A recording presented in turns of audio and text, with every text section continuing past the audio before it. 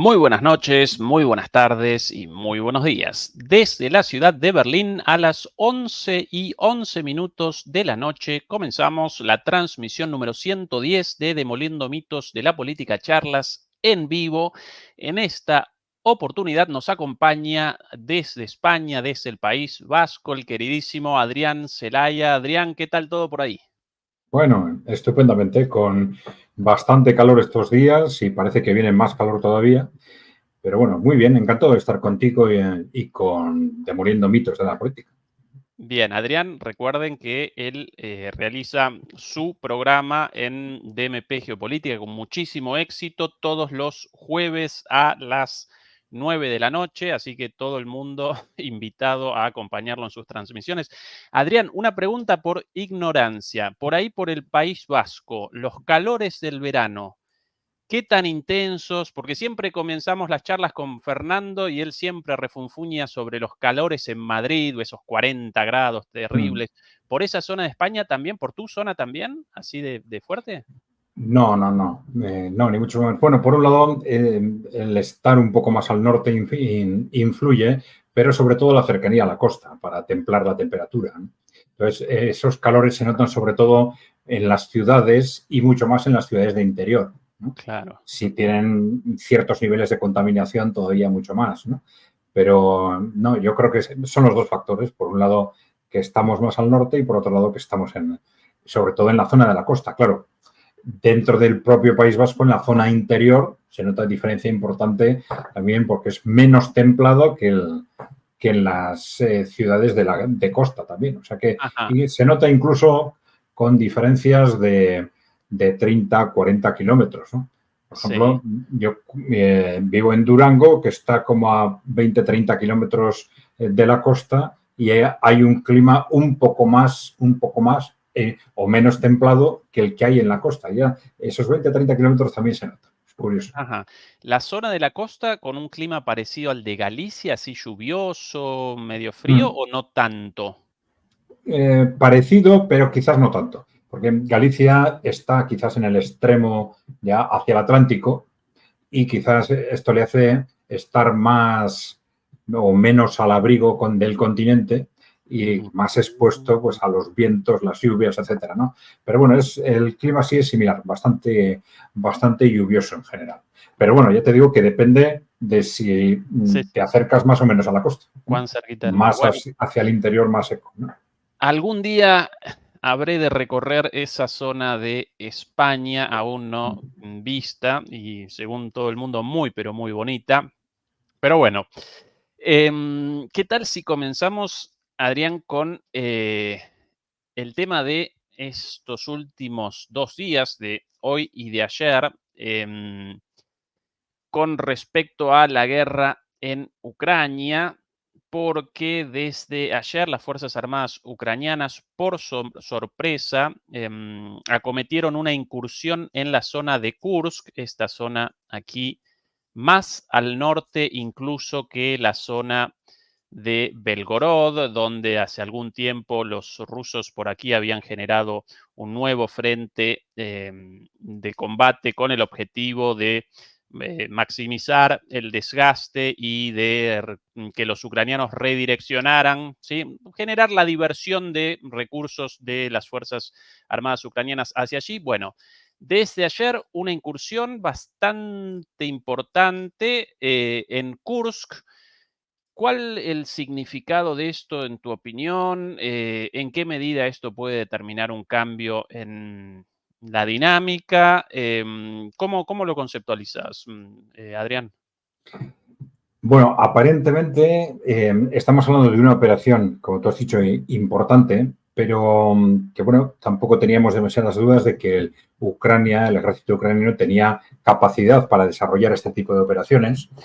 Todo depende de qué tipo de respuestas se está dispuesto a realizar y a qué coste, ¿no? Lo que parece muy evidente es que Ucrania estaba necesitado de operaciones de imagen, podemos decir, dentro de lo que es la dinámica habitual del gobierno ucraniano y sobre todo de su relación con Occidente. De cualquier forma, tanto efectos internos como externos nos encontrábamos en un contexto crecientemente pesimista y que estaba pues haciendo que cada vez más interlocutores empezasen a pensar pues en la necesidad de una posible negociación, etcétera. Entonces, en ese contexto, también se estaba anunciando desde Ucrania que iba a haber una ofensiva. Ellos iban a lanzar en algún momento una ofensiva, pero bueno, sin precisar muy bien cuáles eran las características de esa ofensiva. Y es muy posible que sea esto exactamente, ¿no? Claro, ese anuncio de una ofensiva no tenía mucha lógica desde el punto de vista táctico o operativo, pero puede tenerlo desde el punto de vista de imagen. Es decir, Ucrania puede demostrar que tiene capacidad de incurrir, de hacer una incursión en territorio ruso, pues digamos desde un punto de vista geográfico significativa, ¿no? El problema es el coste, claro, porque evidentemente estamos hablando, Ucrania, por muy debilitado que esté, sabemos que tiene pues todavía cientos de miles de soldados a su disposición, dependiendo en qué medida esté dispuesto a debilitar otros frentes y a apostar con todas sus fuerzas de reserva en un punto concreto, tiene posibilidad o de desbordar a las fuerzas rusas si es en algún punto del frente, como podía haber sido otro tipo de ofensiva o como fue hace un año aproximadamente, desde el punto de vista de los objetivos. Luego no lo consiguieron, pero bueno. O bien intentar hacer una incursión fuera de lo que es el frente de batalla, pues en territorio ruso, pues ya más al norte, como han hecho, intentaron en Belgorod en su momento y están intentando ahora en la zona de Kursk, ¿no? Bueno, lo previsible es que esto en principio dure unos días. El impacto publicitario para el régimen de Kiev va a depender fundamentalmente de cuánto territorio alcancen y cuánto tiempo resistan en ese ataque, pero el impacto fundamental a medio plazo, que es el de coste en personas y en material, va a ser y ya está siendo terrible para el ejército ucraniano. Ellos, evidentemente, bueno, pues tiene un impacto psicológico también para Rusia esa operación, también desde el punto de vista de bajas civiles y tal, eso es algo que hay que tener en cuenta. Pero desde el punto de vista de lo que en este momento debería ser más importante para Ucrania, desde una perspectiva táctica y estratégica, que es defender al máximo las reservas que les quedan, ¿no? Pues bueno, emplearlas en una operación de imagen, pues bueno, tiene una lógica bastante dudosa, ¿no? Yo creo que un poco este es el contexto. Estamos una operación de imagen que vamos a ver hasta dónde llega, que operativamente se sostiene en base a una concentración de recursos, ¿no? Es decir, cuando ante estas situaciones alguien comenta, bueno, pero si Ucrania estaba claramente perdiendo la guerra, Rusia está claramente ganándola, ¿cómo puede Ucrania abordar una operación de estas? Pues es una simple, digamos, una simple operación de concentración de recursos. Por muy debilitado que estés, pues un ejército como el de Ucrania puede debilitar sus reservas siempre que esté dispuesto a hacer una apuesta lo suficientemente grande para poner en riesgo esas reservas que le quedan en una operación, ya digo, una operación fundamentalmente de imagen. Sí, completamente de acuerdo con tu análisis. Adrián, durante las últimas 2 semanas, em, a raíz de el desarrollo del conflicto en el plano militar, a raíz de las perspectivas de una reelección de Trump, el gobierno de Zelensky comenzó sutilmente a reacomodar su discurso, su narrativa, ¿sí?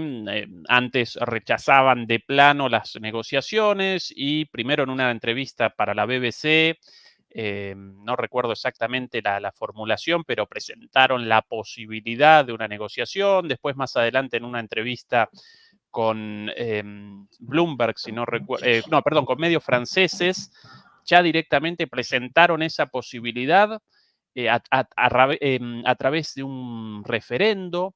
También remacharon que en la segunda cumbre para la paz participaría Rusia. Más allá de esta incursión propagandística en Kursk, comienza Ucrania a generar el terreno para una negociación o en realidad una derrota enmascarada de negociación. Bueno, yo creo que tú mismo has utilizado las palabras adecuadas, ¿no?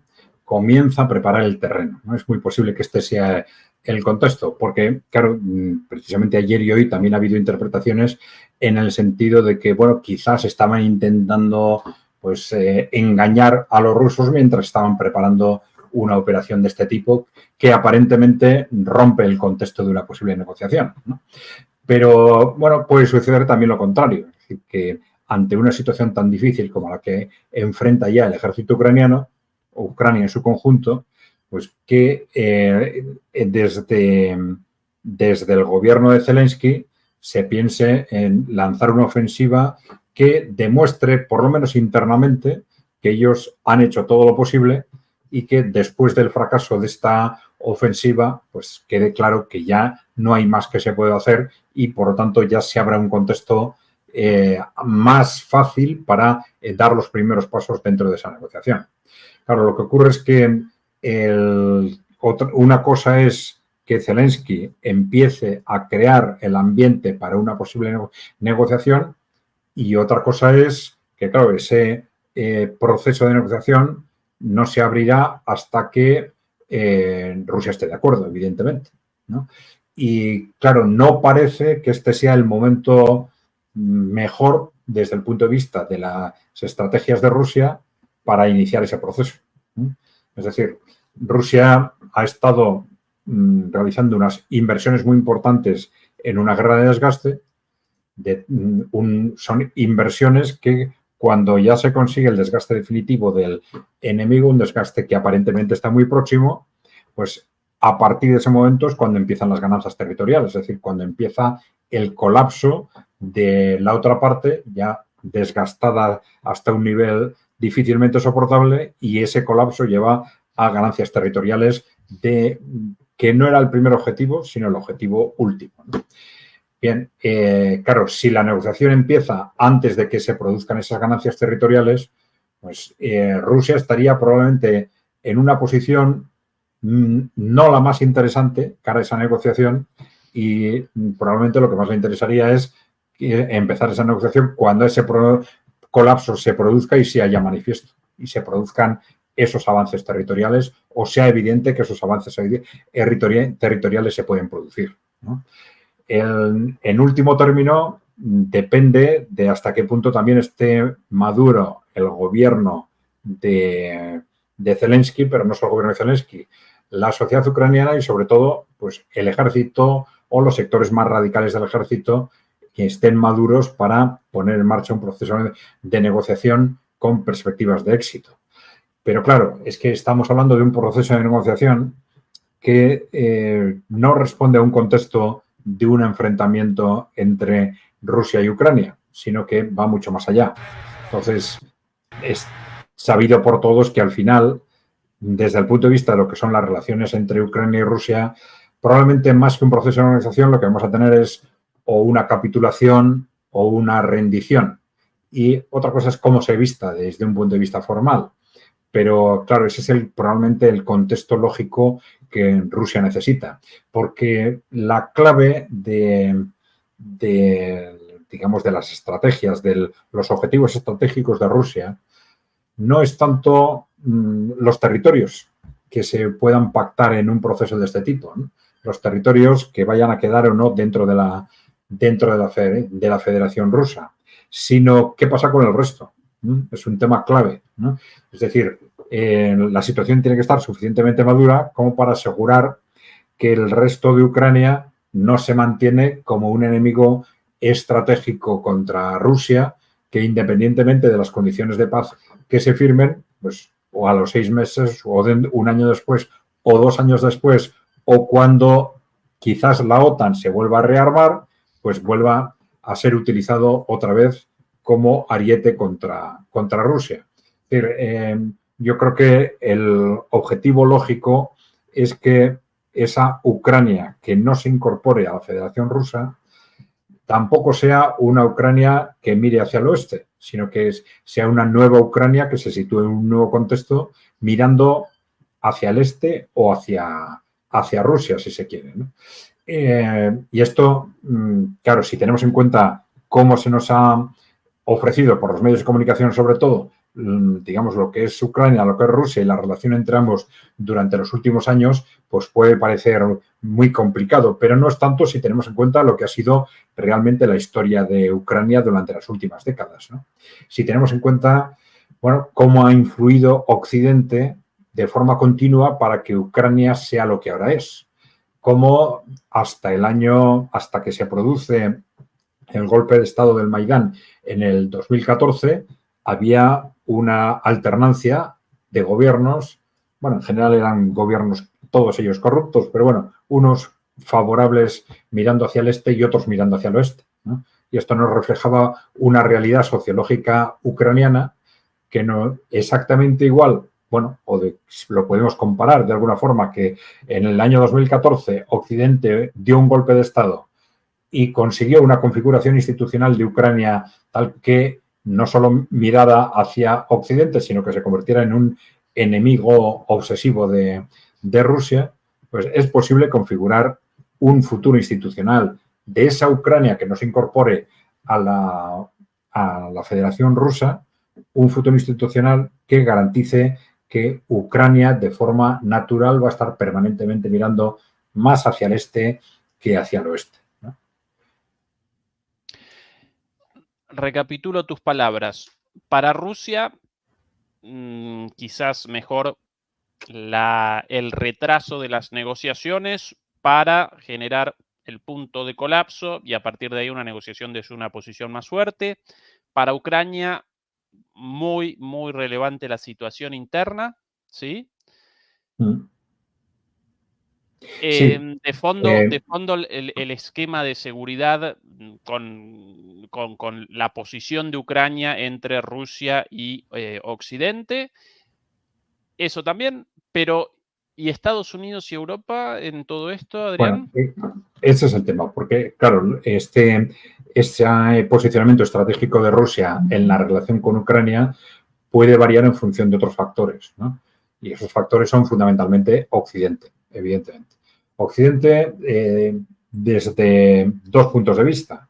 Uno de ellos, una posible reacción aún más agresiva de la OTAN, que suponga una escalada que de alguna forma obliga a Rusia a actuar en una forma distinta, ¿no? O bien la previsión por parte de Rusia de que se pueda producir esa escalada y por lo que sea interese detenerla, ¿no? O que un proceso de negociación pudiera ser un instrumento para evitar esa escalada por parte de la OTAN. Y luego tenemos otro factor, que son las elecciones norteamericanas, ¿no? El cómo se perciba desde Rusia el impacto que esas elecciones pueden tener en todo el proceso, ¿no? Porque, claro, cuando yo digo que es muy importante en esa posible negociación, en esa posible capitulación, no solo clarificar los territorios que quedarían incorporados a la Federación Rusa y los que no, sino qué pasa con el resto de Ucrania, cuál es el futuro institucional del resto de Ucrania. Yo creo que también en esa negociación o en otra, que se lleve de forma paralela, pero va a haber que hablar del futuro de Europa, es decir, de ese futuro del contexto de seguridad europea, ¿no? Del que Rusia lleva hablando muchos años, que Rusia dijo con mucha claridad que era el origen del estallido del conflicto en Ucrania y que no tendría mucho sentido ganar la guerra y dejar sin resolver el problema fundamental. ¿Esto qué quiere decir? Pues que probablemente vamos a asistir en el propio proceso de negociación o de capitulación o de forma inmediatamente posterior a una revisión internacional de lo que es Europa y de lo que es la OTAN. Claro, esto puede canalizarse de dos formas. De una forma más o menos rápida si se hiciera de una forma pactada con una posible, vamos a decir, con una posible presidencia de Trump, ¿no? Con una posible presidencia de Donald Trump que realmente responda, y todo es muy dudoso en la presidencia de Donald Trump si tenemos en cuenta las continuas contradicciones del primer mandato. Pero si el segundo mandato realmente responde a lo que el trumpismo dice que quiere hacer, que supone, bueno, primero llegar a un acuerdo con Rusia sobre el desenlace de la guerra en Ucrania, pero también desligarse de una forma u de otra de sus compromisos con la OTAN y responder en definitiva a esa estrategia de America First, ¿eh? De que Estados Unidos deje de ser el policía del mundo. Esto, esto significa que si el proceso de negociación o capitulación en Ucrania se abre con un Trump que ya esté al mando, que ya esté asumiendo la presidencia en su segundo mandato y que responda a estos esquemas, pues probablemente va a haber una negociación a 2 o a 3 partes en los que no va a estar Ucrania, va a ser una negociación Estados Unidos-Rusia o Estados Unidos-Rusia-China, en la que se va a hablar del futuro del mundo, de cómo avanzar hacia ese mundo multipolar, quizás con una coordinación de las fuerzas, de los espacios de influencia, de las zonas de influencia de cada gran potencia o de cada polo de ese mundo multipolar. Y se va a hablar del futuro de Europa. Y ahí, fundamentalmente, entre Rusia y Estados Unidos.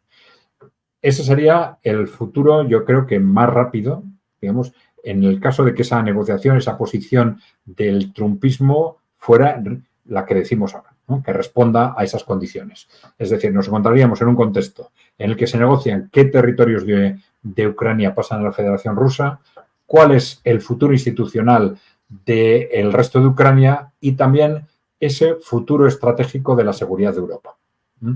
Y este futuro, esa negociación de ese futuro estratégico de la seguridad en Europa, probablemente signifique a corto o medio plazo poner en marcha los procesos, primero para la disolución de la OTAN o la reconversión en algo totalmente distinto, y probablemente también empezar a dar los pasos para que lo que ahora es la Unión Europea se convierta, que al final se ha convertido claramente en el ala política de la OTAN, ¿no? Para que esa Unión Europea entre en un proceso rápido de reconversión, disolución, transformación, ya lo veremos. Pero está claro que esos dos elementos van a entrar dentro de ese marco de discusión del futuro de la seguridad en Europa. Ese sería el contexto rápido. Pero si vamos a suponer que la presidencia de Estados Unidos, o porque no es Donald Trump, o porque Donald Trump continúa en esa dinámica de constantes contradicciones del primer mandato y no llega a asumir ese papel que el trumpismo dice que quiere asumir, entonces nos encontraríamos con un contexto en el que Rusia ha ganado la guerra y que a través de la influencia política e ideológica de Rusia, no ya a través de la influencia militar, pero la influencia política e ideológica de Rusia y económica de China, nos encontraríamos con esa reconversión de la OTAN y de la Unión Europea, pero de forma quizás más lenta, pero también en un plazo de 4 o 5 años probablemente, ya por propia descomposición interna de Europa Occidental o de las estructuras de Europa Occidental. Ajá, qué interesante. Y una recomposición, tanto en el primer caso a través de una negociación liderada por Trump, o en este segundo caso, porque Trump efectivamente no materialice sus promesas o por una eventual victoria de Kamala Harris. ¿Qué características podría presentar ese esquema de seguridad europeo? Bueno, no solamente de seguridad, ¿no? Porque esta reorganización determinaría también la política y la economía de Claro, Europa. claro. ¿Qué puede aparecer a la vista? Una pregunta difícil, ¿no? Un poco hacia la futurología. pero considerando, por un lado, las necesidades de Europa, pero por otro lado también la falta de, de claridad en cuanto a estas necesidades, su subordinación a Estados Unidos. ¿Qué puede aparecer ahí como una salida posible, Adrián, en tu opinión? Bueno, vamos a ver, si pensamos a medio plazo, yo creo que hay en principio dos escenarios, ¿no? Que van a depender de a qué acuerdos lleguen en este sentido Estados Unidos y Rusia, ¿no? Un escenario posible sería una recomposición de la propia Unión Europea con estas u otras instituciones, ¿no? Puede ser un nuevo nombre, como se quiera llamar, pero al final estaríamos hablando de una Europa occidental con una determinada estructuras políticas comunes. Esto va a suponer probablemente una auténtica revolución, por una revolución cultural, política, económica en los distintos países de la propia Unión Europea. Pero bueno, desde el punto de vista de lo que es Europa en su conjunto, estaríamos hablando de una nueva configuración política del conjunto de Europa occidental, con nuevas estructuras, quizás con un nuevo nombre, que no fuese Unión Europea, o quizás con una recomposición de las actuales estructuras, dependiendo cómo lo vean Estados Unidos y Rusia, de en qué medida vean posibilidades de reconvertir las estructuras actuales o piensen que esto es muy difícil, que no merece la pena y que hay que crear estructuras nuevas, ¿no? Bueno, esa sería la primera opción. La segunda, ¿cuál sería? Pues una revitalización de ese proyecto de eurasiático, ¿no? De Lisboa a Vladivostok, ¿no? Es decir, que si es que se viese que en ese contexto de seguridad europeo fuese importante que no se mantuviesen dos bloques políticos diferenciados, Europa occidental por un lado y Rusia y su esfera de influencia por el otro, sino que esos dos bloques, pues como se pensó a principios de siglo, durante 10, 15 años, que esos dos bloques se unieran en un único bloque con esa perspectiva o con ese eslogan de Lisboa a Vladivostok que se utilizó en su momento. Y este segundo escenario estaría caracterizado por un cambio en las dirigencias políticas, Adrián, con fuerzas como, por ejemplo, la encabezada por Orbán en Hungría a lo largo de Europa, o no necesariamente. Lo más probable es que sí, porque estamos hablando de un cambio bastante rápido. Si fuese un cambio lento, las fuerzas políticas actuales tendrían más capacidad de reconvertirse, de irse adaptando progresivamente, ¿no? Pero como estamos hablando de un cambio rápido, yo creo que van a ser difícil que las fuerzas políticas actuales tengan esa capacidad de donde han dicho blanco, ahora negro, ¿no? No es algo que puede ser bastante complicado. No hay que descartar que en algún grupo político se produzcan choques internos que lleven a la sustitución de la dirección y o sitúen a la cabeza a una dirección adecuada al nuevo contexto, que sepa situarse frente a ese nuevo contexto. Pero yo creo que en la generalidad de los grupos políticos esto va a ser muy complicado. Bueno, de los grupos políticos, vamos a decir, dentro de lo que nosotros estamos llamando el Partido Único Europeo, que se llaman a sí mismos socialdemócratas, liberales, democristianos, populares, etc. Sí. Y Adrián, otra pregunta en este mismo contexto, aprovechando además que en alguno de tus programas, por cierto, presentaste el tema de Trump, em, ya que precisamente si él materializa sus promesas, va a comenzar un, un camino y si no, va a comenzar otro. Eh, ¿Cuán probable efectivamente que en este segundo turno, en esta eventual segunda presidencia, con un vicepresidente como Vance en este momento, cuán probable la concreción de ese programa, quizás ahora más articulado que antes, y cuán probable algo trunco como durante la primera presidencia. ¿Qué análisis podemos realizar de esa situación? Bueno, esta es la gran pregunta durante estos meses. Bueno, la primera es quién va a ganar las elecciones, por supuesto. Pero la segunda es si gana Donald Trump, ¿qué va a pasar? ¿A qué va a responder? ¿No? Bueno, independientemente de la voluntad personal de Donald Trump, que tendríamos que hacer una auténtica investigación psicológica para saber realmente a qué responde Trump. En ese programa del que tú hablabas, nosotros hablábamos de tres visiones de lo que es realmente Trump, de lo que es realmente el trumpismo, ¿no? Una visión, digamos, de Trump como una especie de líder antioligárquico, ¿no? Un líder popular antioligárquico que incluso tiene su versión mitificada, ¿no? Es decir, según la cual el trumpismo en realidad respondería a un movimiento también antioligárquico que se está alargando en Estados Unidos desde hace décadas. Algunos dicen que quizás desde hace generaciones, y sobre todo pues, en círculos del ejército, de los servicios de inteligencia, y que han ido poco a poco diseñando una estrategia pues, destinada a, digamos, tomar el poder o echar del poder a la oligarquía de Wall Street. Y hay toda una mitología alrededor de esa supuesta conspiración, que sería la que también habría llevado sorpresivamente al poder a Donald Trump en el año 2016. Claro, luego tenemos la versión de los medios occidentales de Donald Trump como pues bueno, un hombre un poco loco, desequilibrado, ultraderechista, etc.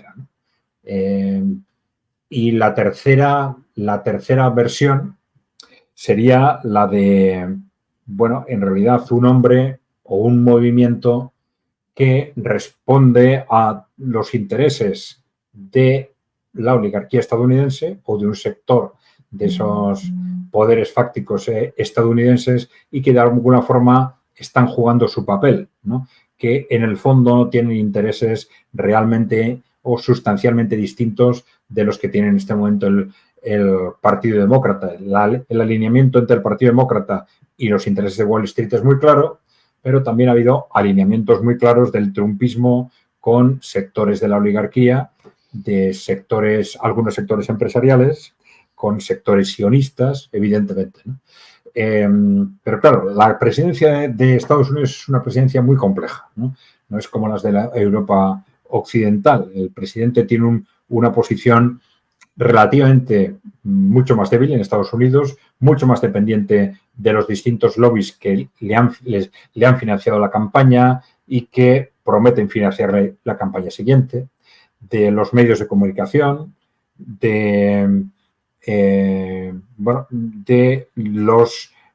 y cara internamente de una estructura administrativa tremendamente compleja en la cual, aunque formalmente todos dependen del presidente, en la práctica hay agencias y departamentos ministeriales que en realidad obedecen mucho más a determinados poderes fácticos externos que a lo que realmente quiere el presidente. Claro, todo esto servía también como una forma de explicación de todas esas contradicciones del trumpismo en el primer mandato, teniendo en cuenta que Donald Trump era un outsider en su propio partido, incluso, ¿no? Que ni siquiera controlaba su propio partido. Entonces, sus partidarios dicen, claro, hubo contradicciones enormes, pero claro, es que era algo explicable porque bastante hizo simplemente con mantenerse durante 4 años a pesar del constante acoso del que fue víctima. Pero también es cierto que ese tipo de justificaciones de que, bueno, mi líder quería hacer, pero no le han dejado, son habituales en cada vez que los partidarios de un determinado líder político quieren defender al mismo frente a actuaciones que no responden a lo que se suponía que debería haber respondido, ¿no? Con lo cual, independientemente de lo que es la figura de Donald Trump en cuanto tal, tenemos que pensar en que al final va a ser de alguna forma el entorno el que le arrastre en una u otra dirección. Un entorno que no es bien conocido, ¿no? Es decir, sabemos que Donald Trump tiene apoyos en determinados sectores empresariales, de industria nacional, vamos a decir, frente a las multinacionales que en general están claramente posicionadas con Wall Street y en este momento con el Partido Demócrata. Sabemos que tiene algunos apoyos importantes en el ejército, en los servicios de inteligencia, y ahora la cuestión es, ¿estos apoyos van a ser suficientes como para que en base, apoyándose en los mismos, Donald Trump pueda hacer esas políticas que teóricamente quiere hacer? Esa es la gran duda. Y es que probablemente no vamos a salir de esa duda hasta los primeros meses del segundo mandato, si es que Donald Trump gana las elecciones, efectivamente. Sí, la elección de J.D. Vance podría, ¿no?, generar, o por lo menos aparece como un indicio de que esta vez aparentemente podrían por lo menos realizar un intento sistemático, elaborado, consciente de un cambio en todas estas cuestiones, más allá de consignas, ¿no? Como lo de Make America Great Again y todas estas cosas tan promocionadas durante la primera campaña, pero nunca verdaderamente elaboradas en un programa, y mucho menos aún después en políticas. Vance, en este sentido, presenta una perspectiva mucho más, desde un conservadurismo popular, naturalmente, pero presenta una perspectiva mucho más elaborada, armada, conceptualizada, ¿no? En sus respuestas, las cosas aparecen mucho más claras en su visión de las cosas que en las consignas generales del trumpismo, ¿verdad? Sí, yo creo que lo primero que revela el nombramiento de Vance es que, como decíamos antes, Trump tiene ahora un control mucho mayor. Es decir, así como hasta en el 2016 y en el 2020 tuvo que contar con personas, digamos, del otro ala del Partido Republicano, del ala más neoconservadora, más cercana a Wall Street, para tranquilizar y para poder ir dando pasos en su carrera hacia la presidencia. Ahora parece claro que controla mayoritariamente de una forma clara el Partido Republicano y que tiene la seguridad suficiente como para poner de vicepresidente a alguien en ese sentido muy cercano a él, ¿no? Bien, pero nos dicen mucho más. No estoy del todo seguro, porque claro, hoy tenemos, por ejemplo, algunas contradicciones en lo que se refiere a las políticas con respecto a Israel, ¿no? Claro, esto son contradicciones que van a ser mucho menos tolerables en ese segundo mandato, ¿no? Quiero decir, el alineamiento del conjunto del mundo emergente en este momento es mucho más claro de lo que era hace 8 o hace 4 años. El alineamiento entre Rusia y China va a hacer imposible que Trump intente apaciguar las cosas con Rusia y poner en marcha un enfrentamiento más o menos agresivo con China, en principio. En las declaraciones en este momento de Trump y de Vance no parece que vayan en esa dirección. Sí hacen referencia a que tenemos que mirar a China como a nuestro verdadero reto, ¿no? Pero no parece que lo estén apuntando desde una perspectiva militar, ¿no?, sino más bien desde una perspectiva de guerra económica. Algo que sería, digamos, admisible, tolerable, compatible con esa estrategia de avance hacia un mundo multipolar y que desde el punto de vista de la defensa de los intereses del propio Estados Unidos pues tiene su lógica evidente, ¿no? Y que tanto China como Rusia pues les guste o no, pero lo iban a entender, ¿no? Pero claro, es mucho más complicado el tema de Israel, porque claro, el alineamiento, igual que hablábamos antes de China, el alineamiento de Irán, del eje de la resistencia, del mundo musulmán en su conjunto con el eje emergente es clarísimo, ¿no? Es clarísimo. Entonces, es evidente que si se produce un conflicto Israel, bueno, el conflicto ya existe, ¿no?, entre Israel y los países musulmanes del entorno, pues Estados Unidos no va a poder adoptar una posición beligerante a favor de Israel si a la vez quiere apaciguar las cosas con Rusia y China. Va a ser imposible, ¿no? No hay que descartar que, en sentido contrario, esta sea una de las razones por las que el gobierno de Israel está intentando acelerar esa escalada, ¿no?, quizás antes de un cambio en la presidencia. vamos a ver. Vamos a ver. Depende cómo estén interpretando la realidad actual. Pero, ya digo, esas contradicciones dialécticas o conceptuales de, bueno, America First, Make America Great Again, llegar a acuerdos a un gran acuerdo estratégico con Rusia, con China, pues mantenerle como enemigo a efectos económicos, pero seguir apoyando a Israel, claro, en una estrategia belicista y de escalada, esto no va a ser compatible. Por eso, seguramente, o durante estos meses, antes de las elecciones, o en los primeros meses después de las elecciones, pues el trumpismo va a tener que optar. Va a tener que optar.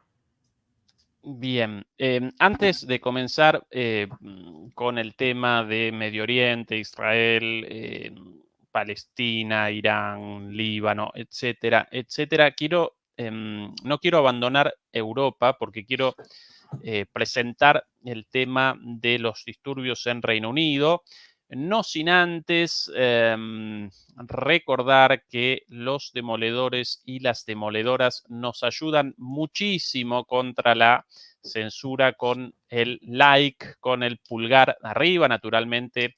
Quien quiera una suscripción completamente gratuita para acompañarnos habitualmente y quien quiera recordar todas las transmisiones con la campanita de notificaciones, bienvenido y bienvenida. Bueno, recuerden además también acompañarnos en nuestro canal hermano de MP Geopolítica y por cierto, bienvenida Paola Vega como nueva moderadora junto a nuestra querida Beatriz Pulido, naturalmente, a partir de esta sesión o por lo menos a partir de hoy. Quizás ya comenzó antes en DMP Geopolítica, nos acompaña Paola Vega, así que Paola, bienvenida al equipo de demoledores y demoledoras. Dicho todo esto y concluido el spam, quiero presentar primero algunas imágenes de lo sucedido el pasado, el pasado, y ahora no recuerdo exactamente cuándo esto, el domingo, si no recuerdo mal. Hace 3 días, sí, el 4 de agosto, así que sí, el domingo, exactamente. Bueno, aquí algunas de las imágenes de los disturbios en distintos lugares, más de 30 lugares en Reino Unido, la policía desbordada, bueno, una situación de caos total, a raíz de, en primer lugar, el asesinato de unas niñas, de 3 niñas en una escuela de danza y 5 niños heridos, además en condición crítica por parte de un malviviente de 17 años aparentemente.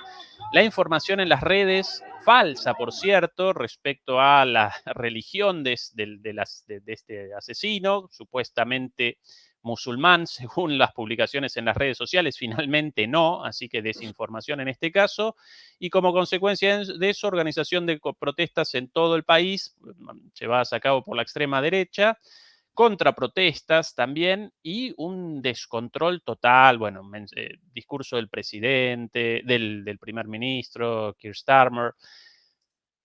¿Cuál la explicación de esto, Adrián?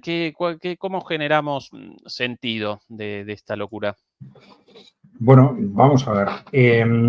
Lo más preocupante, de cierta forma, ¿no? Pensando no ya en los hechos de esos asesinatos, que es un tema terrible, lo que está pasando en las calles también, ¿no? Pero desde un punto de vista, si se quiere, de interpretación política, me ha resultado tremendamente preocupante unas informaciones que han venido desde la propia Inglaterra, desde el propio Reino Unido, y que han hecho incidencia en un punto muy interesante. Hablaban de cómo desde el primer momento los medios de comunicación han tenido un comportamiento muy distinto del habitual en otro tipo de conflictos similares que ha habido en el Reino Unido anteriormente.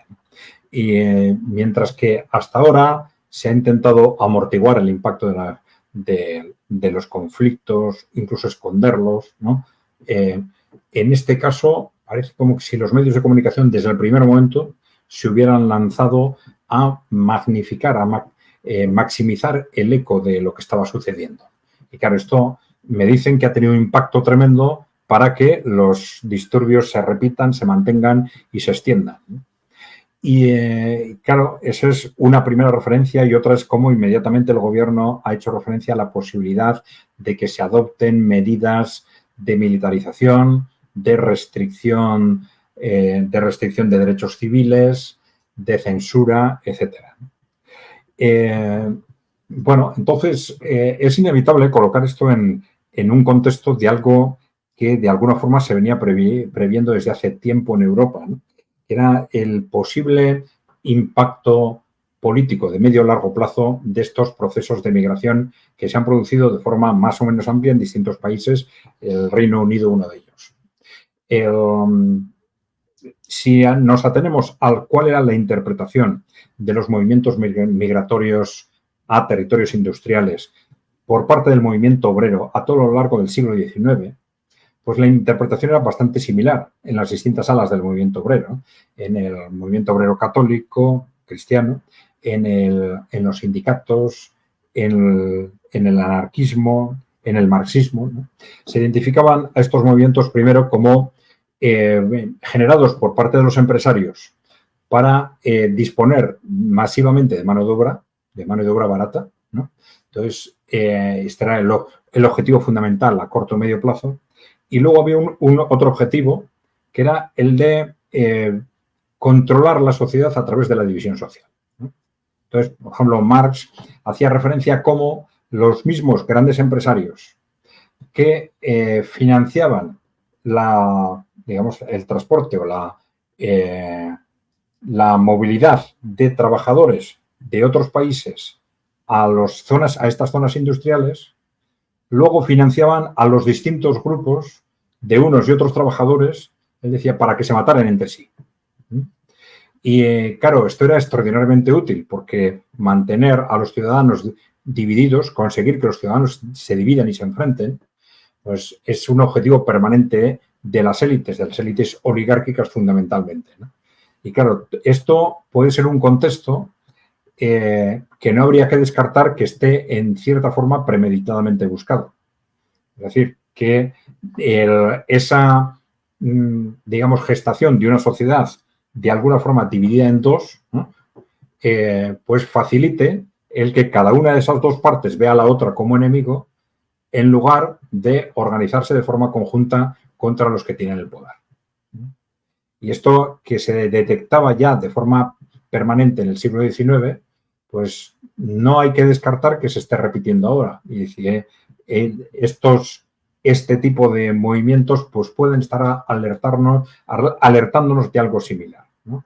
Es decir, que se produzca crecientemente una tendencia a que los trabajadores extranjeros, pues sean musulmanes o de otras culturas, se organicen fundamentalmente en grupos pues alentados pues, por sus características culturales y enfrentados a los trabajadores de origen nativo. Y estos trabajadores de origen nativo se organicen fundamentalmente pues, a efectos electorales o de otro tipo en contra de los trabajadores migrantes, ¿no? Este sería, digamos, el esquema perfecto para quien quiera tener no ya un Reino Unido, sino una Europa controlada. Claro, si a esto le sumamos todos esos movimientos que se han venido dando en los últimos años que nos revelan que hasta qué punto esas élites occidentales están en una situación de pánico, un pánico que está provocado por razones internas y por razones externas. Por razones internas, porque ya hace tiempo, fundamentalmente alrededor de la crisis del 2008, que se dieron cuenta de que estamos en un modelo insostenible, ¿no? Que solo se mantiene a través de hacerse cada vez más insostenible, ¿no? Sobre todo a través de un creciente endeudamiento, ¿no? Una acumulación constante de deuda privada y pública que supone un problema mayor, cada vez mayor cara al futuro, pero que aparentemente nos permite salir de todos los problemas a corto plazo. Pues un caos social creciente y un reto internacional, un reto geopolítico en base al cual los países emergentes en principio a estas élites occidentales están quitando el poder del mundo. Es decir, una situación de auténtico pánico. Ya he comentado antes también que como consecuencia de ese avance de los países emergentes y en concreto de esa prevista victoria rusa en Ucrania, la influencia política, ideológica de los países emergentes en general, pero de Rusia sobre todo, pues porque es de esos países emergentes probablemente el de cultura más europea, ¿no? Y por lo tanto el que puede tener una influencia y tiene ya una influencia más directa, ¿no? Pues esa influencia va a empapar muy rápidamente a la sociedad europea y norteamericana también. Y esto ya está sucediendo, pero ese proceso, sin ninguna duda, se va a acelerar a partir de esa victoria rusa en Ucrania, ¿no?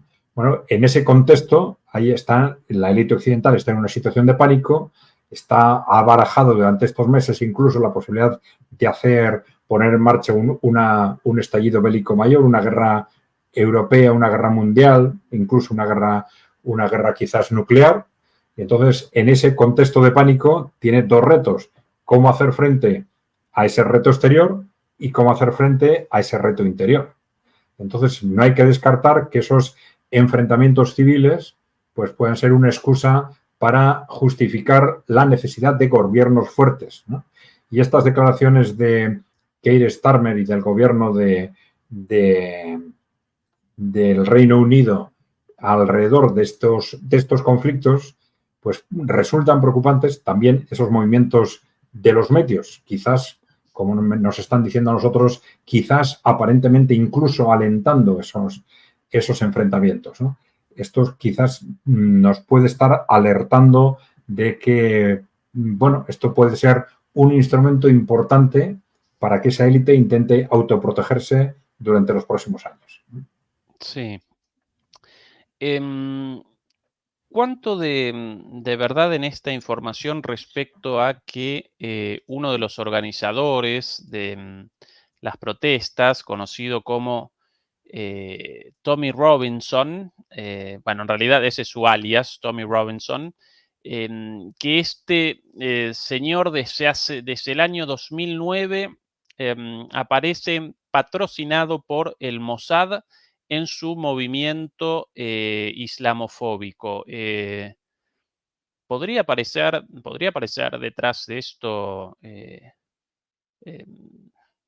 el patrocinio del Mossad al movimiento islamofóbico en Europa y en particular en Reino Unido, Adrián? ¿O Sí, muy bueno, conspiranoico estoy diciendo? no conozco el caso concreto, pero Sí, bueno, no sería disparatado. Claro, el Mossad, el gobierno de Israel, yo no creo que sea, digamos, la élite que lo controla todo en Occidente, pero son parte de esa élite, evidentemente, ¿no? Son parte de esa élite y ya lo hemos visto con estas estrategias de búsqueda continua de una escalada, como esa situación de pánico, esa sensación de pánico de la élite occidental se repite en el gobierno de Israel y en estos círculos radicales o fanáticos que están alrededor del gobierno de Israel.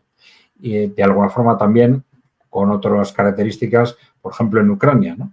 Pero en definitiva, lo que es la élite occidental y sus diversas secciones, los diversos sectores que se han apoyado en Occidente para mantener el control del mundo, pues bueno, están en esa situación de pánico. Entonces, no es que descartable que, bueno, que el Mossad esté implicado en maniobras de ese tipo, como puede estar el MI6 o puede estar la CIA, perfectamente. claro. A propósito de esto, aquí una noticia de hace horas nomás. Las imágenes, a propósito de del pánico de las clases dominantes o de las élites corporativas, como las llamas vos, Adrián. Aquí las imágenes del allanamiento por el FBI en Estados Unidos a la casa de Scott Ritter, o Scott Ritter, un ex funcionario estadounidense devenido en analista crítico con mucha difusión, por sobre todas las cosas en Estados Unidos y en Rusia, muy bien acogido en Rusia y con muy buenos análisis, por cierto. Bueno, ya no solo las acusaciones, los procesos judiciales, la retención de su pasaporte, esto hace poco, iba a participar en una actividad en Rusia y no pudo por, bueno, la retención de su pasaporte, ahora directamente allanada su casa. ¿Este es el destino de todos nosotros los analistas críticos, Adrián? Sí, sí, espero que no.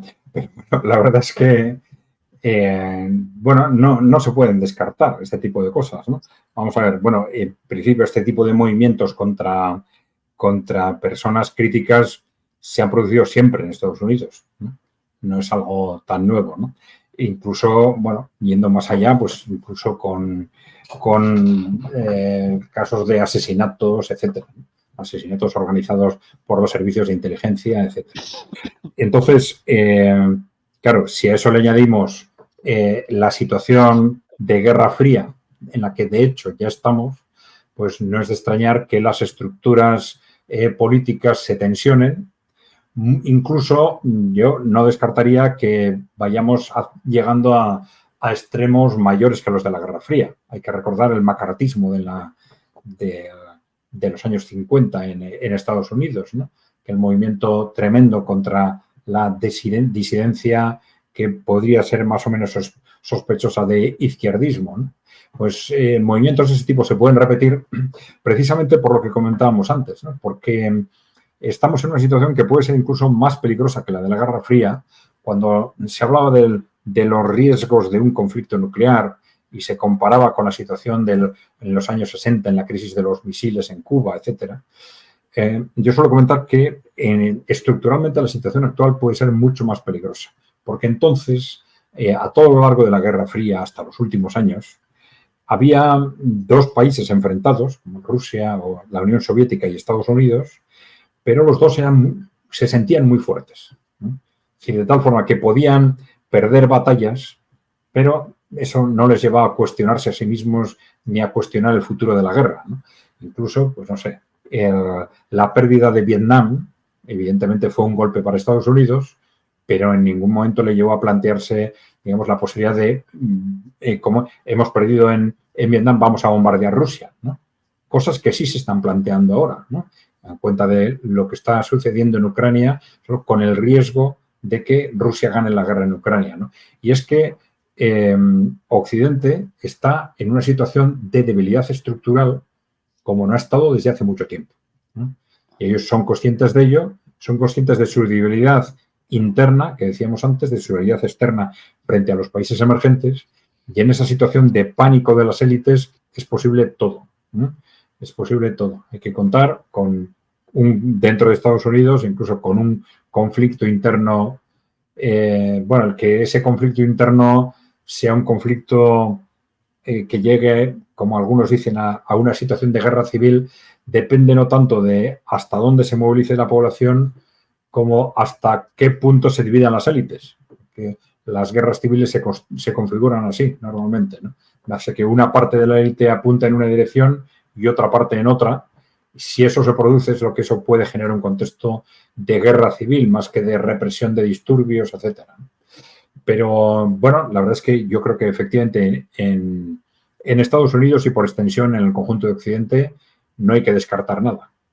Estamos en momentos decisivos, pero claro, momentos decisivos, vamos a ver, este año un punto de inflexión evidentemente podría ser la presidencia de Donald Trump. Si esa presidencia de Donald Trump, como hemos dicho, responde a lo que dice que debería responder, esto podría ser un punto de inflexión ya, independientemente de que haya una parte de la élite que está en esa situación de pánico y dispuesta a hacer lo que sea para no perder el poder, pero podría situar ya a Occidente en una posición irreversible en camino hacia ese nuevo mundo multipolar, digamos. Sí. Comencemos efectivamente con el último tema a propósito de caos, y bienvenido José Gabriel Sánchez como miembro.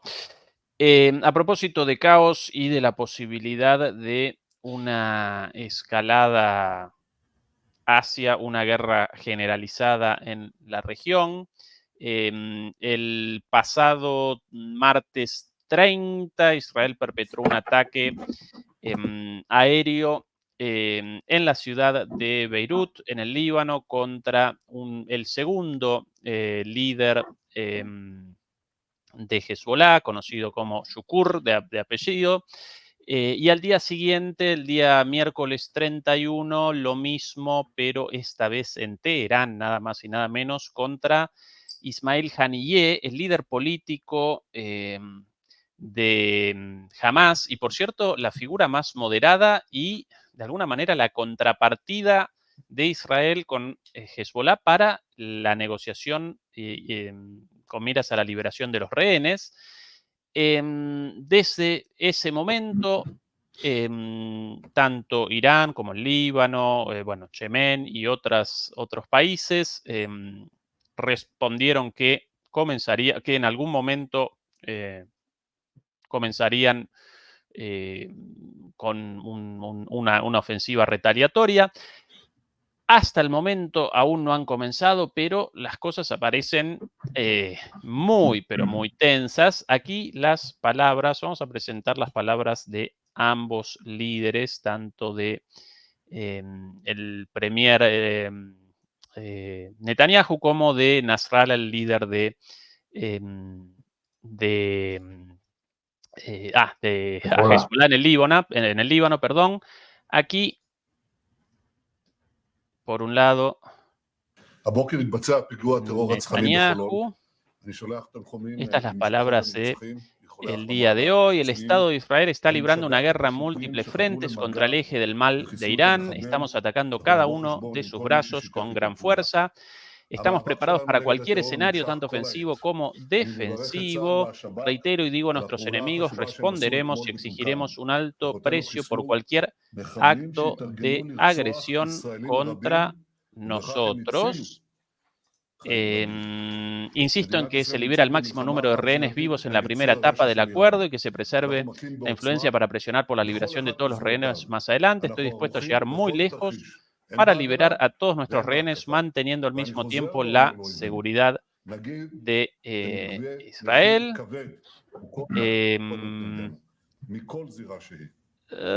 Quien, como nosotros, quiera la liberación de nuestros rehenes debe dirigir la presión hacia Hamas y no hacia el gobierno de Israel.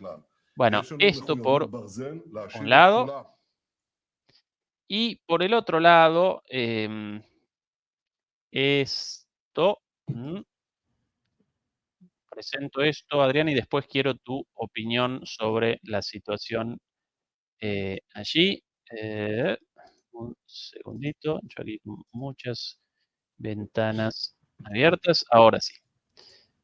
Esta, la de Nasrallah, por aquí. Un poquito más bajo. Ahora sí. Bueno, un poco más bajo porque es difícil. Yo con transcripciones de los discursos de ambos porque no puedo ni con el hebreo ni con el árabe. Pero bueno, las palabras de Nasrallah. Tras el asesinato del líder mártir Sayed Fuad, Hezbollah se ha comprometido a responder. Tanto Irán como Hezbollah responderán mientras el enemigo espera y toma cada grito en su contra como una respuesta, como sucedió en los últimos días. Tras el ataque israelí a Hodeida, en Yemen se ha comprometido a responder y lo hará. Nuestra respuesta es inevitable y sin duda se producirá, ya sea en solitario o en cooperación con el eje en referencia a, con referencia al eje de la resistencia, como llaman a la alianza entre Irán, Hezbollah, los hutíes, incluso Hamas, bueno, y algunas otras organizaciones en Irak también y en Jordania y en Siria también, por cierto. ¿Qué más? Tal vez todos respondamos simultáneamente o cada frente lance su propia respuesta en un momento dado y contra los objetivos que elija según sea necesario. En cualquier caso, se trata de una gran batalla por la preciosa sangre que se ha derramado en un ataque crítico que no puede quedar sin respuesta por parte de la resistencia, sin importar las consecuencias. Adrián, aparecemos encaminados hacia una guerra generalizada en la región con la posible eventual participación de Estados Unidos o no. ¿Qué lectura realizas?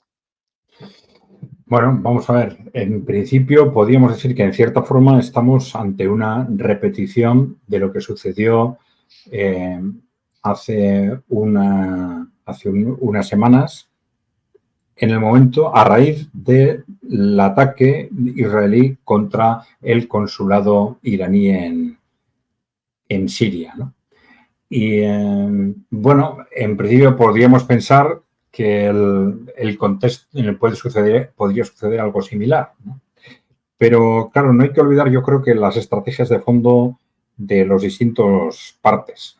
Y sobre todo, lo más preocupante en este caso es para nosotros el contexto o cómo se inicia el contexto del proceso actual, que aparentemente se inicia con la visita de Netanyahu a Estados Unidos, ¿no? Benjamín Netanyahu viaja a Estados Unidos, se entrevista con los líderes del Partido Republicano y del Partido Demócrata y justo en ese momento se produce casualmente este extraño atentado contra civiles en los Altos del Golán. Un atentado, digo, extraño porque Hezbollah tampoco tiene una trayectoria de haber atentado contra civiles. La primera vez ellos negaron, hubiera sido la primera vez, ellos negaron que haber sido los autores, pero esto les sirve de pretexto a Israel para lanzar ataques contra el Líbano y luego, ya hemos visto, contra Irán y contra el líder de Hamas, ¿no? Contra el líder Claro. político de Hamas. Adrián, y además civiles Sí, drusos, no sin la ciudadanía israelí, y por cierto, los drusos, por lo general, con una posición más cercana al Líbano que a Israel a menudo, ¿no? Con lo cual, efectivamente. raro, raro. Bastante extraño desde el punto de vista de que eso pudiera haber sido realmente un ataque de Hezbollah, ¿no? Bien, el caso es que, claro, todo parece indicar que si partimos de cuál es la situación anterior, que era una estrategia del gobierno israelí de escalar el conflicto a toda costa, pues esto nos lleva a una interpretación lógica, ¿no? Es decir, esta estrategia no es tan nueva. En realidad, incluso los gobiernos anteriores, durante los últimos años, venían realizando, claro, comparadas con lo que ha sucedido durante estos meses, parecen cosas sin importancia, pero los gobiernos israelíes anteriores venían realizando provocaciones constantes sin un sentido militar claro, por ejemplo, en Siria, ¿no? Que claramente solo tenían el objetivo de provocar, de intentar escalar la situación.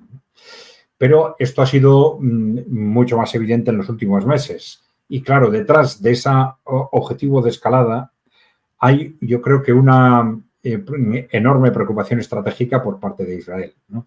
Una preocupación estratégica lógica desde su perspectiva, ¿no?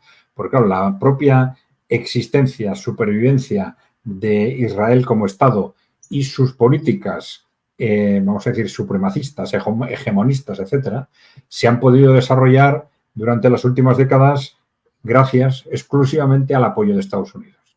Pero claro, de un Estados Unidos que tenía la hegemonía del mundo, ¿no?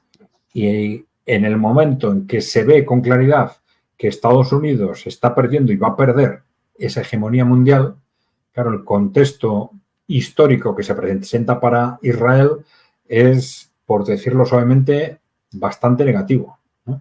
Por no decir desastroso, ¿no? Desde una perspectiva estratégica, ¿no?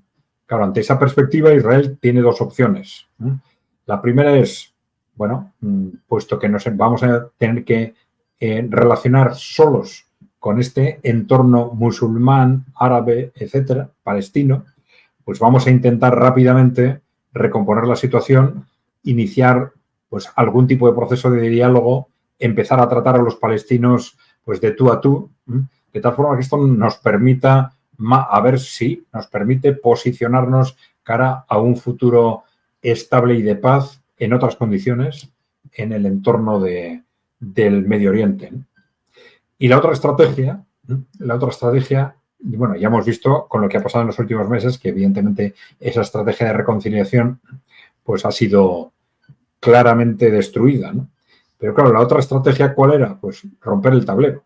Es decir, intentar, antes de que el contexto internacional cambie excesivamente, cambie y se ponga ya claramente en contra nuestra, antes de ese momento, hacer estallar el conflicto, un conflicto masivo, por lo menos regional, en Oriente Medio. Pero claro, si tenemos en cuenta también que como hemos dicho antes, esta élite sionista de Israel es parte de esa élite occidental, con la cual tienen intereses estratégicos comunes muy claros. Ellos también son parte de ese pánico de esa élite occidental, ¿no? Y esto nos situaría en un contexto en el que quizás esa estrategia de Israel de escalar a toda costa el conflicto, pues pueda ser compartida o sea, convertirse al final en una parte de esa estrategia de un sector importante de la oligarquía occidental que no ve otra salida a la situación actual más que un conflicto internacional. Un conflicto internacional, una guerra europea, mundial o lo que sea, ¿no? Bueno, lo que sí es claro es que Israel ha estado respondiendo a esa dinámica de forma constante, ¿no? Y que si esto era claro para prácticamente todos los analistas,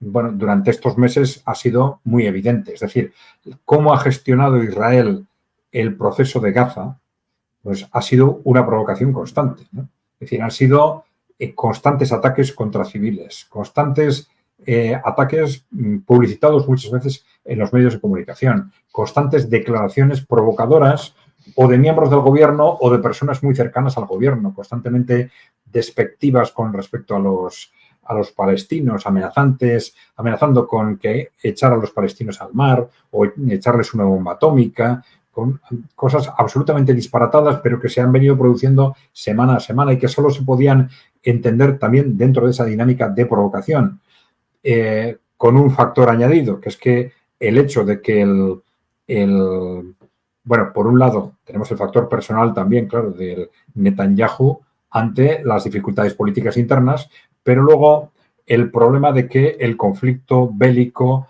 en este momento en marcha no les está yendo bien. No están consiguiendo dominar a los palestinos en Gaza, ni neutralizar las luchas en Cisjordania o contra Hezbollah en el norte o ni siquiera contra los hutís, ¿no?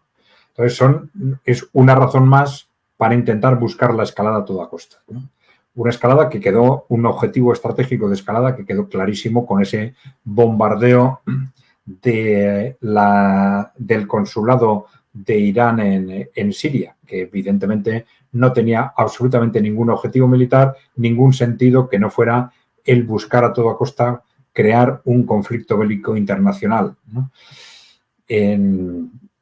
Internacional de carácter regional en Oriente Medio, ¿no?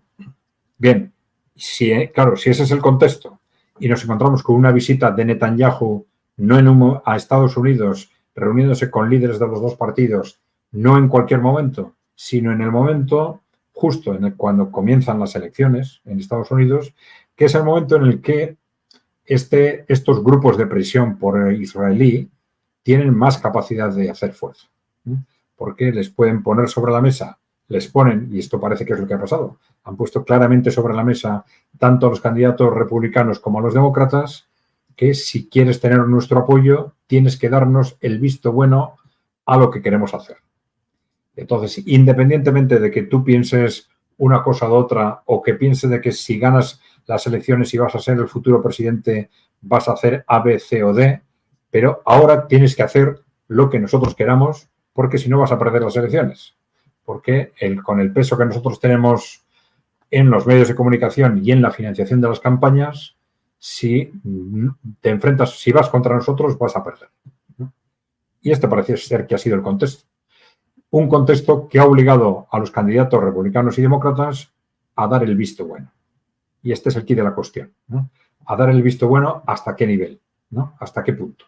Porque, claro, inmediatamente Israel ha puesto en marcha todas esas estrategias destinadas claramente a provocar la escalada, que sabiendo que van a obligar al Líbano y a Irán a responder, ¿no? Y ahora nos encontramos en una situación en la que Líbano, Irán, probablemente Siria también, quizás Irak, van a responder. Y la cuestión es cómo van a responder, porque claro, ahí en la respuesta a las provocaciones tiene siempre que ser una respuesta medida, ¿no? El que provoca, el que realiza una acción de provocación, lo que pretende es generar una acción que en la otra parte que le beneficie a él y no a la parte agredida. Pretende generar una reacción emotiva que le ayude al agresor, no al agredido. Bueno, entonces, claro, precisamente por eso los países serios intentan pensar muy bien cuando responden a las provocaciones, cómo responden, ¿no? Primero, si tienen que responder o no, cómo responden, cuándo, etcétera. Bueno, en el episodio anterior fue una respuesta muy bien medida, ¿no? Contundente, pero muy bien medida por parte de Irán, y ahora todavía no sabemos qué tipo de respuesta va a ser, pero parece que tiene que ser algo de una dimensión superior, ¿no? El problema es que esa estrategia de Israel de conseguir una escalada a nivel regional no tiene sentido en sí mismo. No tiene sentido porque, igual que a Israel le está costando ahora controlar el conflicto bélico, los conflictos bélicos que tiene abiertos, Israel no puede enfrentarse por sí sola a Líbano, Siria, Irán. No puede, ¿no? Es decir, sus fuerzas militares no tienen comparación, ¿no? Israel sería derrotada de todas, ¿no? Entonces, ¿cuál es el sentido de esa escalada? Pues el único sentido es que Israel consiga arrastrar a Estados Unidos. Y esto es lo preocupante de este contexto. ¿En qué medida los Estados Unidos, cuando le han dado el visto bueno a Israel, no es simplemente para no impedir que haga algo, es para que en caso de que lo haga y haga alguna respuesta, va a tener la complicidad o el apoyo de Estados Unidos hasta qué punto, ¿no? Claro, esto es algo que a Estados Unidos como país no le interesa en absoluto. Primero, porque iba a tener muy difícil enfrentarse militarmente a países de la dimensión y la potencia bélica de Irán. Y segundo, porque saben que detrás del eje de la resistencia y de Irán están los países emergentes, están Rusia y China. Y esa interrelación, ya lo hemos comentado antes, entre Rusia, China e Irán es ahora clarísima, ¿no? Dentro del bloque emergente, y en ningún caso Rusia y China iban a admitir una derrota estratégica de Irán frente a Estados Unidos en Oriente Medio. Entonces, eso Estados Unidos lo sabe que en ese sentido, como país, no les interesa en absoluto un conflicto de ese tipo, pero el problema es hasta qué punto, o por presión de esas élites que están en situación de pánico y están buscando un enfrentamiento a toda costa, o por estas presiones de Netanyahu directamente relacionadas con la campaña electoral, pueden haber dado el visto bueno a algo a lo que no deberían haber dado. Y una vez consumada la respuesta, ¿podrían entonces participar los Estados Unidos a pesar de esta incongruencia o del choque de lo que generaría para Estados Unidos, ¿no? De la falta de interés o del interés por al menos la contención de este conflicto, por no participar en una nueva guerra inganable? ¿Podría participar Estados Unidos en esto Bueno, finalmente? que va a participar está claro, ¿no? En principio, pues bueno, todo el mundo está pensando en una participación similar a la que tuvo en el proceso anterior, es decir, ayudar a Israel a defenderse de un posible ataque, ¿no? Pero claro, eso a Israel no le basta. La estrategia de Israel es escalar a un conflicto regional, con lo cual después de lo que sea, que no sabemos cuál va a ser ese ataque de los países musulmanes, va a haber un ataque de Israel, ¿no? En la otra ocasión, de alguna forma, Estados Unidos consiguió detener ese movimiento, pero ahora será difícil que lo consiga en una segunda ocasión. Y esta es la cuestión. Frente a ese ataque de Israel, si se produce un enfrentamiento ya directo, abierto entre Israel e Irán, por ejemplo, ¿qué es lo que hace Estados Unidos? Hasta apoyar a Israel enviándole armamento y tal. Bueno, eso es una cosa con la que se puede contar, y otra cosa es si Israel se ve desbordado en ese enfrentamiento, como sería previsible que hace Estados Unidos. Sí, sí, sí, bueno, la pregunta responde a tu análisis y a mi análisis también, porque acompaño tu línea de interpretación en lo relativo a lo que generaría una guerra directa con participación directa una guerra directa de Estados Unidos contra Irán con participación directa, la cual aparece, además de extremadamente peligroso, aparece como un escenario para el empantanamiento después de una derrota tras otra y de un conflicto ya perdido en Ucrania y ahora regional, no ya en un país, sino en una región y con la posibilidad de la utilización de armas atómicas. em, para el gobierno de Netanyahu, la apuesta por una escalada aparece en el marco de una huida hacia adelante. Como no pueden otra cosa, la búsqueda de esto. Vos recién lo presentabas con lujo de detalles. Ahora, para Estados Unidos, considerando los intereses de ambos candidatos o de ambas coaliciones de gobierno, de ambos partidos políticos, y más allá del apoyo de ambos a Israel, podría generar un escenario más complicado aún que el actual. Sí, pero claro, ahí el otro factor es el que, claro, pasa en muchos países, claro, pero en particular en Estados Unidos, las decisiones de los gobiernos no siempre responden a los intereses del país, ¿no? Entonces sabemos que hay una parte importante de la élite occidental que lleva tiempo apostando por una escalada radical en el conflicto en Ucrania, ¿no? Y que llevan pues alrededor de una forma similar a lo que está haciendo Israel en el Oriente Medio, llevan un año con constantes provocaciones contra Rusia, intentando que Rusia dé un salto provoquen ellos mismos o aparezcan al menos como iniciadores de ese proceso de escalada, ¿no? Entonces, si hay un sector lo suficientemente importante en las élites para haber mantenido esa dinámica durante un año, una dinámica que, por cierto, incluyó incluso, creo que no sé si lo comentamos en tu programa, ese asalto, ese ataque a los radares de alerta temprana antinuclear, ¿no? Sabiendo que esos ataques son en sí mismos causa justificada para una respuesta nuclear por parte de Rusia, ¿no? Entonces, y no fue un hecho casual, sino que se repitió en 3 ocasiones, con 4 días de diferencia entre unos y otros, ¿no?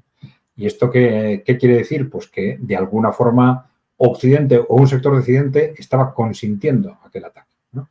Que no fue una cosa de unos locos ucranianos. Claro, si un sector importante de la élite occidental está en esa dinámica, pues bueno, tampoco no hay que descartar en absoluto que digan, bueno, lo que podemos, esa escalada que no estamos consiguiendo en Ucrania, pues quizás la podemos conseguir en Oriente Medio.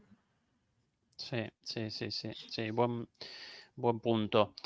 Por cierto, acompañábamos la charla recién con las imágenes del funeral en Teherán masivo, el funeral para Ismail Haniyeh. Después presentábamos las imágenes de las protestas en Sana, en Yemen, y finalmente las imágenes de las protestas en el Líbano, en Beirut. Em, Como última pregunta para redondear la charla, Adrián, en tus transmisiones, recuerdo hace no mucho, yo en la medida de lo posible las acompaño porque siempre presentas temas más allá del análisis coyuntural con una profundidad, bueno, muy, muy, muy, muy, muy profunda, una profundidad muy profunda, bueno, que fea redundancia, con muchísima profundidad. Y hace algún tiempo recuerdo uno o dos programas tuyos, una o dos transmisiones tuyas tituladas Caos en Occidente, pero a la vez Occidente ante una oportunidad histórica. ¿Sí? Lo de caos en Occidente con, con esta charla ya más o menos ¿no? Lo caracterizamos de alguna manera. Ahora, ¿cuál es la oportunidad histórica ahora para Occidente? Sí, bueno, yo creo que efectivamente esto es muy importante para situarnos correctamente frente a lo que está sucediendo, por lo menos los ciudadanos que vivimos en Occidente, ¿no? Bueno, para esto es importante tener en cuenta que cuando hablamos del pánico en el que se siente esa élite occidental, es un pánico que les debe afectar a ellos, pero no a Occidente en cuanto tal, no a los ciudadanos de Occidente. ¿Por qué? Bueno, pues porque estas élites que han controlado el mundo y que ahora se ven, digamos, inmersas en esta dinámica que avanza hacia un mundo multipolar que les va a hacer perder el control del mundo, estas mismas élites, dentro de su capacidad destructiva, pues llevan décadas destruyendo también Occidente, ¿no? Esto es muy importante ser conscientes de esto, destruyéndolo económicamente y socialmente y económica y socialmente, vamos a decir, ¿no? Claro, no hay más que ver, bueno, pues se ha hablado mucho de los procesos de desindustrialización, son consecuencia de una globalización gestionada en interés de las multinacionales occidentales, pero no de los ciudadanos occidentales, ¿no? Esto ha hecho un daño tremendo a un occidente en el que, bueno, por dar datos, creo que ya los hemos dado en alguna ocasión, pero por ejemplo en Europa y en Latinoamérica la productividad está estancada desde hace 20 años, ¿no?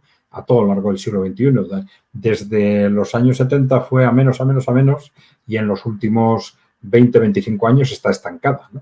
Es decir, nuestra capacidad de desarrollo está estancada y además la economía mantenida artificialmente en base a deuda y deuda y deuda en una situación de hundimiento demográfico y todo esto en un contexto de un auténtico desastre social y económico, no solo permitido, sino en buena parte provocado premeditadamente por estas élites occidentales. Entonces, claro, el que el poder de esas élites occidentales se ha cuestionado, como yo estoy seguro de que va a ser en los próximos años, pues es una oportunidad histórica para que los ciudadanos de Occidente pues tengamos la posibilidad de definir un futuro vamos a decir, esperanzador, ¿no?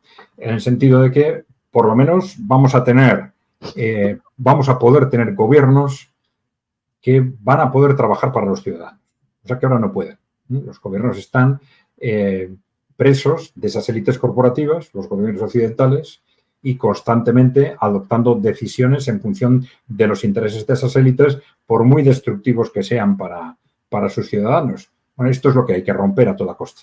Que a partir de ahí, luego, bueno, pues habrá distintas perspectivas ideológicas sobre lo que es bueno o no para los ciudadanos, pero al final se irá filtrando de una forma o de otra, se irán superando los errores, pero al final podremos construir una Europa, un Occidente, en el que los gobiernos trabajen para los ciudadanos y, por lo tanto, estemos ante una oportunidad histórica, por lo menos de salir de este desastre socioeconómico en el que estamos en las últimas décadas y de enfocarnos hacia un futuro mejor que no tenga por qué estar, y esto es muy importante también, claro, porque a lo mejor decir que vamos hacia un futuro mejor, a algunos que nos escuchen desde países en desarrollo les asusta, ¿no?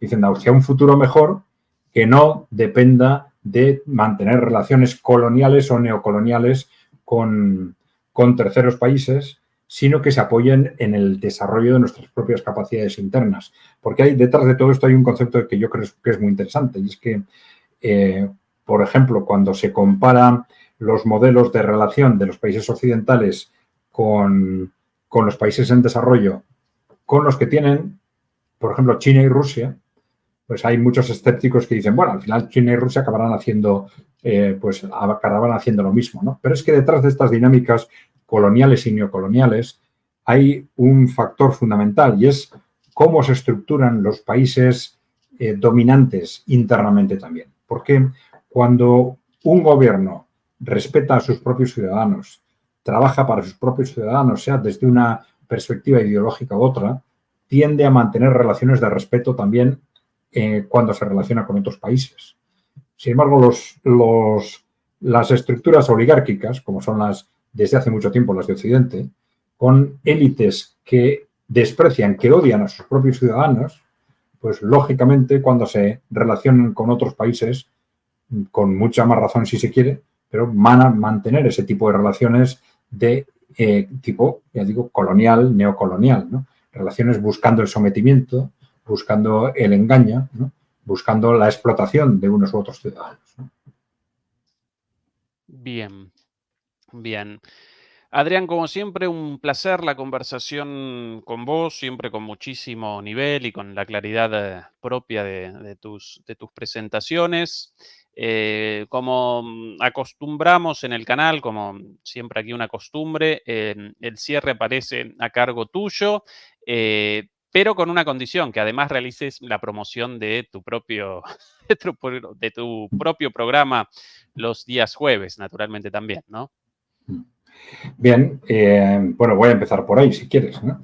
Bueno, en principio tenemos un canal que podéis localizar fácilmente como EKAI Center, tiene alrededor de 6.000 suscriptores en este momento.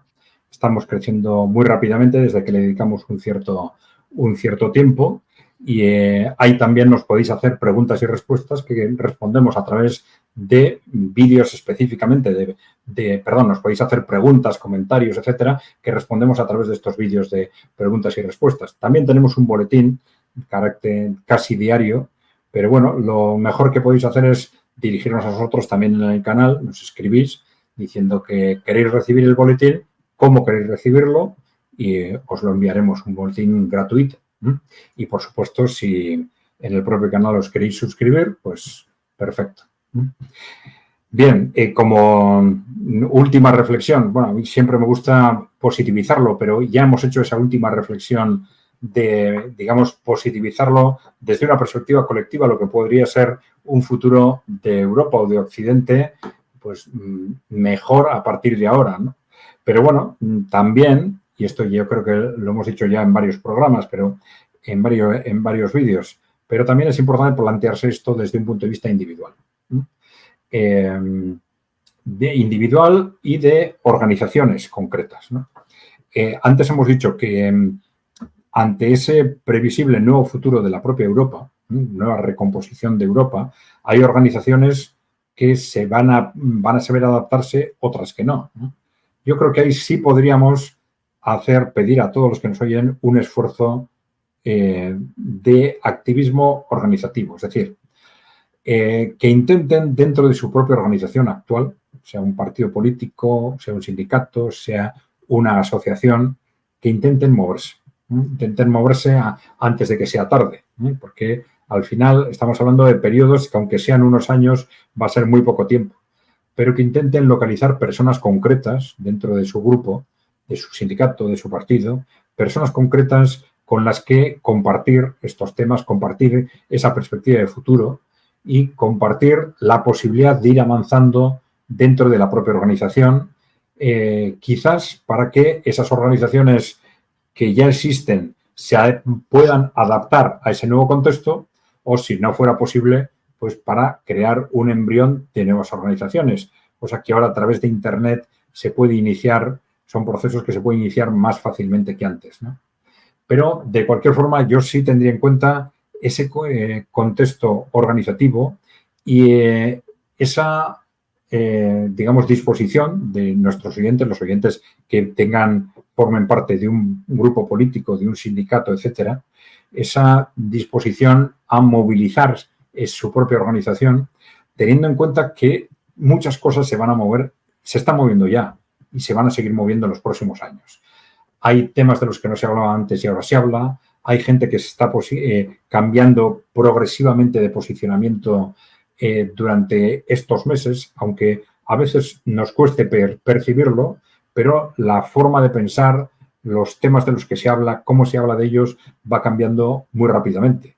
Y entonces es importante que a nuestras propias organizaciones esto, si es posible, no les pille de sorpresa y que iniciemos un trabajo que en realidad va a ser en paralelo con ese cambio rápido, muy rápido, de la sociedad en el entorno.